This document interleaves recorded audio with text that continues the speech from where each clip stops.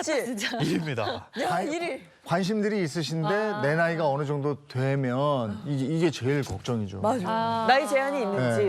보험사마다 이게 상품마다 좀 다르기는 합니다. 다르기는 한데요. 이게 이제 보통 가입이 가능한 최소 나이를 뭐 30세 이상으로 기준을 하고 있기도 하고요. 그리고 최고 가입 나이도 정해두긴 했는데 뭐 차이는 있지만 한 75세. 정도까지도 이제 가입을 할 수가 있습니다. 그런데 이제 종신까지 지급, 한번 가입을 하게 되면 언제까지 보장되나요? 라고 물어봤을 때 뭐 살아있는 동안에는 계속 지급이 됩니다. 라는 상품들도 있어서 비용이 크게 늘어날 수도 있다. 뭐 이런 부담도 있죠. 다만 이제 상품의 보장 범위와 이제 보험료 이런 것들이 개별적으로 다 다르거든요. 이런 것들을 꼼꼼히 좀 살펴보셔야 되고요. 보험료도 제일 중요하죠. 지금 납입하는 보험료가 얼마나 되느냐.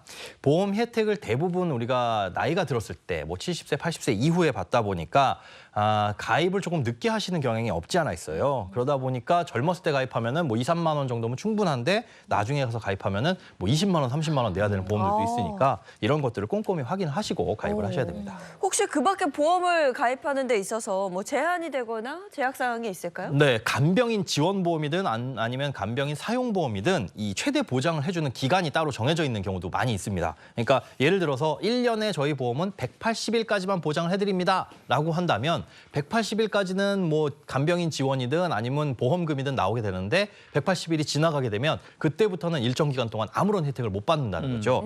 그래서 사실 나 간병보험 가입했으니까 이제 만심이야 라고 하다가도 이런 공백 기간이 발생할 수 있다는 점은 꼭 알고 계셔야 됩니다. 네. 자, 이제 4, 5위만 남은 거죠? 네, 4, 5위. 여기 더 어려워요. 그러면은 혹시 그거 한번 해볼까요? 그 내가 병에 걸리고 나면 가입할 수 없는 보험들이 좀 있거든요. 그렇죠. 만약에 그럼 몇 년 뒤에 다 낫고 가입을 했을 경우에는 뭐 어떤 건지 보험이라는 게 뭐 미리 드는 건데 이미 병에 걸리고 나서 들 수 있는지 그거 좀 궁금합니다. 왜 암보험 같은 경우도 네네. 이제 암 완치한 다음에 몇 년 후에 가입 그럼, 가능하다 막 이런 게 있잖아요. 네, 과연 이 질문 있을까요?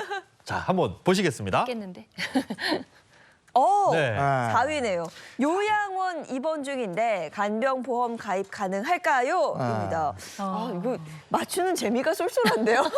근데 이게, 다 맞추시네요. 이게 병이 있었다. 네. 그러면 가입은 되는데 이게 비쌀 것 같아요. 값이 올라가나? 네. 이제 보험료가? 간병비 보험, 사실 일반 보험을 가입할 때도 뭐 꼼꼼히 물어보잖아요. 어디 아프신 적 있으셨어요? 뭐 병원에서 수술 받으신 적 있나요? 드시고 계신 약은 있으신가요? 이런 것들 다 물어보죠. 그렇죠. 예, 보험 가입 시에 왜 고지 의무라고 네. 예, 그런 거 있죠. 있고, 네, 그것도 얘기 안 하면 또 안 된다면서요. 맞습니다. 간병보험도 마찬가지예요. 보험 가입하려고 보면 이런 것들 꼼꼼하게 물어보는데 현재 이 질병을 앓고 계시다면 혹은 간병 상태에 있으시다면 가입이 불가능합니다.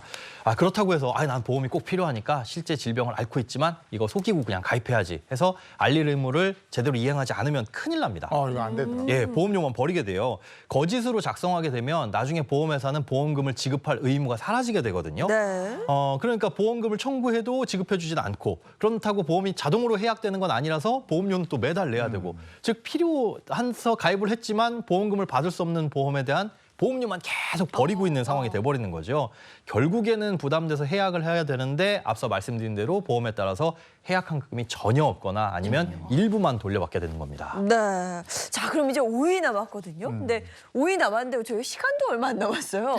바로 알려주시죠, 소장님. 네, 자 마지막은요. 바로 5위. 가족이 간병비를 받고 돌볼 수 있나요? 입니다.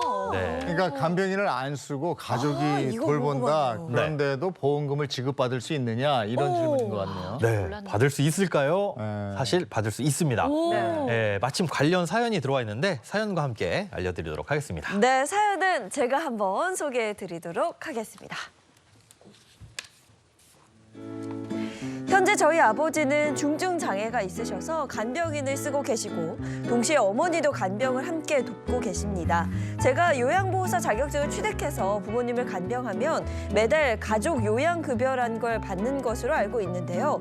만약에 제가 민간보험사에 간병보험을 가입하면 보험사의 간병보험금과 가족 요양급여를 중복으로 받을 수 있을까요? 라는 사연입니다. 아, 이거 안 될 것 같은데? 아니 받을 수 있는 거 아닌가? 있다고 내가 노력해가지고 그거 받으려고 요양사 자격증까지 받고 이랬는데 줘야 되는 거 아니에요? 네, 먼저 이제 간병보험을 가입하더라도 장기요양급여와는 별개로 이제 중복해서 받을 수 있습니다. 가입을 하시게 된다면 가족력이라든가 장기요양보험의 등급 판정을 받았을 때 개인이 부담해야 되는 이런 부분, 이게 얼마인지 이걸 좀 꼼꼼히 따져보시고 그 부족한 부분만 보장받을 수 있도록 가입을 하시는 게 아무래도 바람직하겠죠. 그러니까 자녀분이 요양보호사 자격증을 따고 이제 네. 돌볼 경우에는 이 자녀분도 이제 소득 활동하면서 또 돌볼 수도 있으니까 일석이조가 될 것 같아요. 그렇습니다. 예. 우리가 자녀분들이 이제 요양보호사 자격증 따고 우리 부모님이 간병 상태에 들어왔을 때 직접 간병을 하면서 네. 그리고 그렇게 되면 이제 내가 모신다라는 장점도 있고 또 그걸 이제 나라에서 지원을 해주거든요.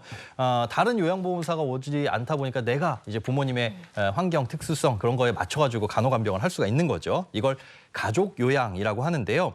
어차피 간병을 하는 거라면 이렇게 요양보호사 자격증을 취득해서 급여 지원, 그러니까 장기요양보험의 혜택도 일부 내가 받고 또 부모님 간병도 직접 하는 게 좋겠죠.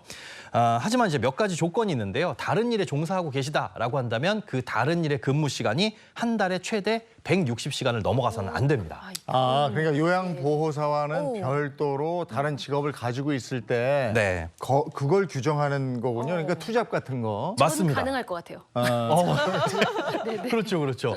네, 투잡이라고 보시면 되는데 본업이 있고 요양보호사를 하지만 이 본업이 160시간을 넘어가면 안 된다. 그리고 이제 가족요양 같은 경우에는 특별한 경우를 제외하고는 하루 1시간 최대 20일까지만 가능하고요. 특별한 경우라고 한다면 뭐 가족분이 폭력적인 성향을 보이신다거나 이러면 특별한 경우에 해당되는데 이럴 때는 하루에 1시간 반, 최대 한 달 31일까지 적용이 가능합니다. 아니 근데 하루에 1시간 반만 가능하다면 이거 너무 힘들 것 같은데 내가 1시간 하고 네. 다른 분이 오셔서 뭔가 추가를 받고 이렇게는 안 될까요? 사실 요 가족요양 제도의 단점이 이건데요. 이렇게 가족요양을 하게 되면 그 당일 내가 부모님을 돌본 그 당일에는 다른 요양보호사분들을 부를 수가 없습니다. 네, 특별한 경우가 아니면 하루에 1시간만 가능하다고 말씀드렸는데 사실 1시간 이상 요양이 필요하신 경우들이 많이 있죠. 이런 경우에는 간병 지원을 받을 수 없다는 불편함이 남아 있습니다.